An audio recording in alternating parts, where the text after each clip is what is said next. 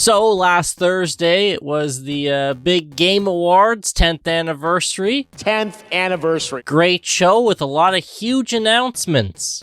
And with a lineup including a brand new Witcher game and a Naughty Dog original IP and a From Software cooperative Elden Ring spin-off. The big news for me was this.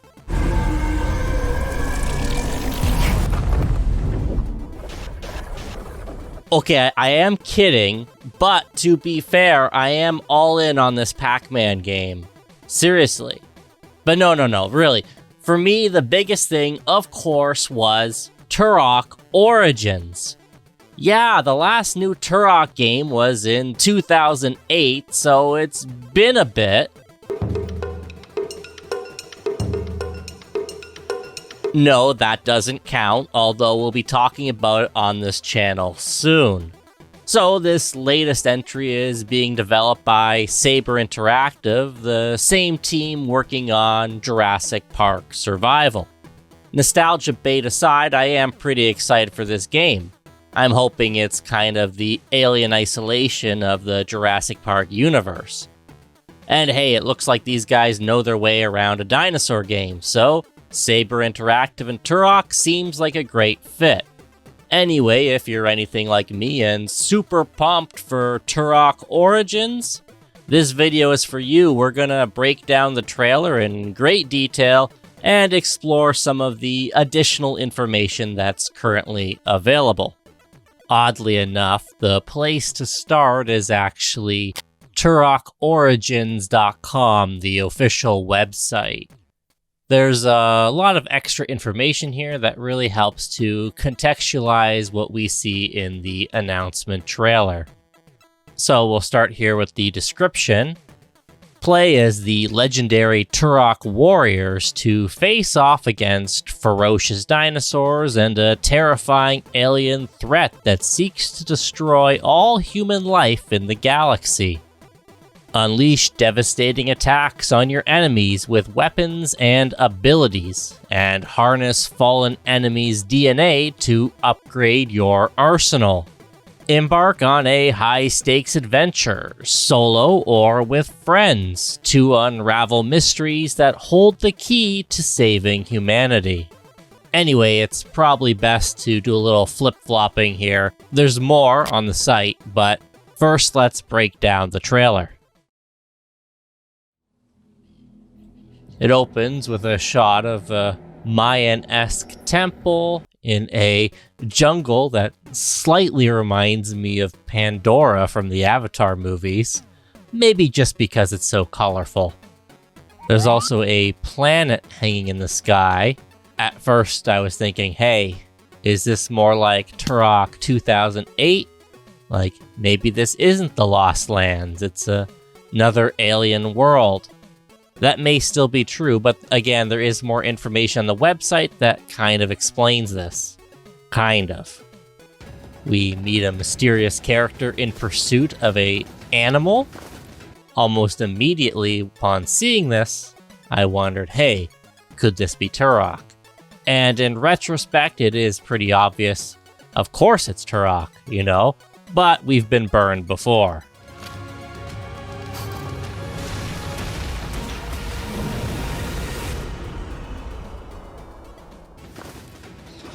The dinosaur here, some kind of raptor-type creature, is, I would say, a little more stylized. Not a bad idea. Those paleo nerds can get down your back pretty hard if your dinosaurs are realistic, but not scientifically accurate. Sometimes it's better to lean more into the whole movie monster idea, which is what we're seeing here. Turok performs the first of these DNA abilities described on the website. He pounds the ground, creating lightning like a shockwave. Classic tomahawk slash battle axe spinning through the air. Reminds me a lot of the opening of Turok Evolution. And if you're going to invoke any Turok, Evolution is a great place to start. In addition to the tomahawk, the raptor is also struck by a glowing blue arrow. My guess is it's a tech arrow, but probably just because it's such a franchise mainstay. It really could be anything.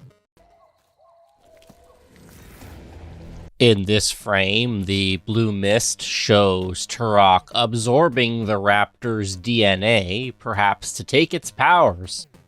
Like Kirby. Here's our first good look at Turok in his DNA-absorbing exosuit. Some people have said it reminds them of Crisis, but it actually kind of reminds me of the Spartan 4s in Halo, without the armor pieces, of course. In addition, there's some pretty fleshy, nasty brain flowers behind him. In general, I like the mix of more realistic trees and bushes with sci-fi-ish, exaggerated things. These plants and the mushrooms seen earlier. Here, Turok's looking at an enemy ship, and now if you'll allow me a little bit of theorizing, the description speaks of an alien threat to mankind.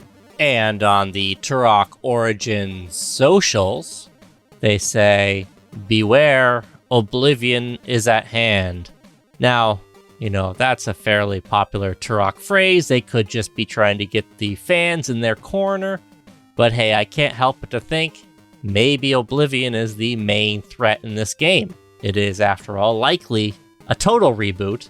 It could be a prequel, even predating Evolution, maybe showing an early confrontation with Oblivion, but I think having that much franchise baggage might not be good. Like, obviously for people like me, it'd be fantastic, but these are pretty old games we're following up, and a lot of people, if they remember anything, it's gonna be the dinosaurs and the crazy arsenal. The finer points of the plot might be lost to time. So replicating them might be the best bet. That way, the old fans get to see things they like in a new way, and new fans don't have to feel left in the dark. That's assuming this is Oblivion. It may just be an entirely new alien threat, which is alright too.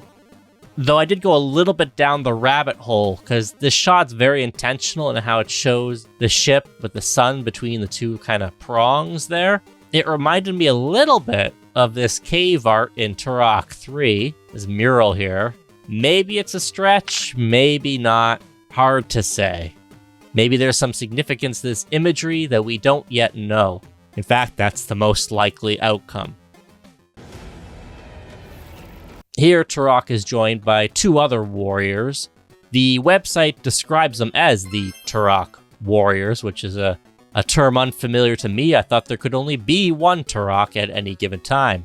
But being a prequel, maybe this is a time when there were many Turoks. It was more of a clan than a title. Who's to say? Jomo, who was with me at the time of the reveal, said, "Hey, do you think this could be his kids?"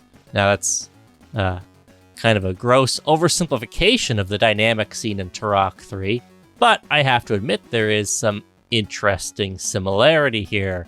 You have the elder Turok, and then a younger female and a younger male. Could it be Joshua, Danielle, and Joseph? Maybe it's Tall Set, and these two are new characters, or maybe he's a new character too. Right now, it's far too early to say. If you advance just a little bit here, you see their exosuits taking on a scaly hide. Pretty cool effect, although I can't help but to think Turok is becoming the thing he hates the most, a dinosaur. And after the title, look at this, gameplay. Trailers these days are far too cinematic for my liking, so this is a nice middle ground. They get to have their flashy intro, and we get to see what the game actually looks like. It's a nice balance. Right off the bat, wow, what do you know, it's third person. I can see this being a very controversial choice. It doesn't really bug me too much though. Obviously, I'd prefer it to be first person, as is the standard for the series. But having recently played Halo Infinite in third person and seeing how similar it plays, I do find the two perspectives are somewhat interchangeable. Yes, there are slight differences, but at the end of the day, you're mostly looking at that reticle. It looks like you have the ability to zoom in the camera for more accurate aiming, pretty standard with third-person shooters these days. And I'm guessing this is some kind of boss battle against a giant amphibian creature. And on top of that, we also have a little bit of tech bow action. Great sound effects when he draws it. Turok is shooting at some kind of small dinosaur, and just look how great this jungle looks. These are the kind of environments I like to see in a Turok game. Moving along, you can see there's some variety. It's not just jungles and dinosaurs. There's what appears to be the inside of a temple and insect monsters, again invoking Turok 2008. And the comparisons to that ill-fated reboot just keep coming. Look at this, an honest-to-God knife execution. The animation is almost identical to Turok 2008. And don't get me wrong, this looks cool, but it does worry me a bit. The knife in that game, for those who don't know, was a little overpowered. It was so good you hardly ever needed to actually shoot dinosaurs, since you could just kill them instantly with an assassination. Similar to the knife execution, we see Turok suspending a dinosaur on what appears to be a large vine, or tentacle? I don't know, it's very bizarre. Whatever it is, it seems to do the trick. Reminds me a little bit of something Venom might do. I guess we'll learn more about this later, though if I had to put money on it, I would say this is one of those DNA abilities. Here Turok is shooting a dinosaur in the distance. There's some cool rain effects, and I love how the weapon discharges plasma out the sides. In general, the weapon designs here look very sleek and modern, juxtaposing the more brutal and primal jungle surroundings. And finally, we end the trailer with what appears to be another boss battle, this time against a Triceratops. Is it cybernetic? Hard to tell. It definitely looks cool, and I like the backdrop of the giant planet. As you can see, the Triceratops is generating electricity as it runs. Yeah, look familiar? My guess is after defeating this monster, Turok gains the electrical ability, which we saw at the beginning of the trailer. The only thing I don't like here is the lack of release date. Come on. If I had to guess, I'd say it's probably coming out sooner than later. It looks really polished, but what do I know? This is the first we're hearing about it. Okay, so let's head back to the website real quick. As you can see, there's some additional screenshots here. I love the neon pink vibe of this jungle shot. And again, the raptor design is really solid. Here you see a little bit of co-op action against some flying dinosaurs. And it says you can unlock and upgrade your advanced weaponry to dominate your battles and neutralize your enemies. Plasma rifles, ray guns, snipers, bows, shotguns, and more are all at your disposal. Upgrading guns is always a fun mechanic, and I do like to see the focus, or rather emphasis, on the idea that Turok has a vast arsenal of over-the-top weapons. That's a series staple, and I'm glad to see they, at least on paper, seem to be maintaining it. And here you have unlock DNA powers. Extract DNA from fallen foes in the environment to unlock game-changing powers that evolve your suit in real time. Each DNA power not only enhances your look, but also offers upgradable skills and abilities to give you an edge in combat. Now, I'm a little bit of an old-fashioned guy. I like my Turok simple, run around, collect health packs, collect guns and ammo, and shoot your way through. It looks like they're going for something a little more complex and ambitious here. Doesn't mean it's bad, but it's not something I would instantly gravitate to if not for the Turok branding. Experience an epic story across the Lost Lands. Now, this is where things get a little confusing. Throughout Turok's missions, players will journey across breathtaking yet deadly worlds on various planets. Yes, multiple planets. I guess, in theory, if the Lost Lands are an alternate dimension, that dimension may also feature multiple planets. Or maybe I'm overthinking it. Maybe we don't need to worry about this particular detail right now.